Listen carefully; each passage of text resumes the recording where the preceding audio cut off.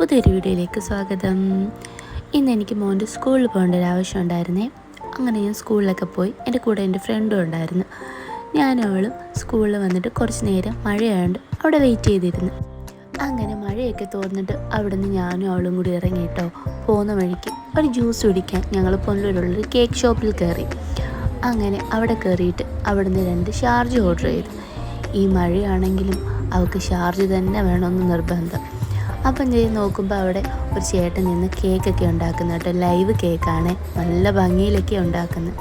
അതുപോലെ തന്നെ കേട്ടോ അവിടുത്തെ ഷോപ്പ് കാണാൻ നല്ല ഭംഗി കേട്ടോ. അവിടുത്തെ ഡെക്കറേഷനും അതിനകത്തൊരു ഊഞ്ഞാൽ, ആ ഊഞ്ഞാലിൻ്റെ ഇരുന്ന് നമുക്ക് കേക്കും ജ്യൂസും ഒക്കെ കഴിക്കാം. ആ രീതിയിലൊക്കെ അവർ സെറ്റ് ചെയ്തേക്കുന്നേ.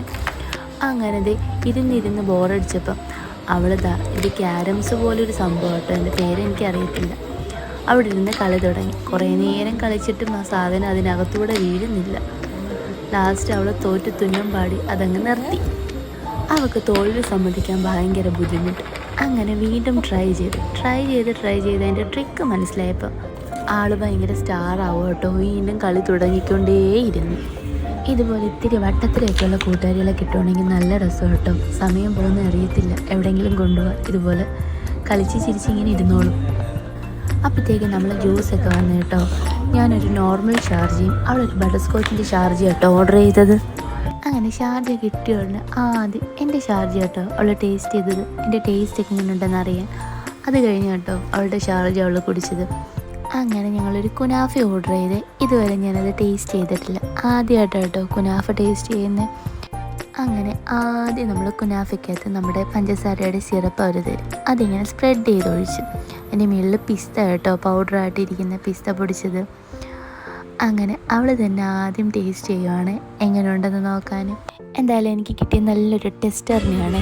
എനിക്ക് ആദ്യം എന്തോ കിട്ടിയാലും ആദ്യം ടെസ്റ്റ് ചെയ്ത് വെക്കുന്ന അവളാട്ടോ.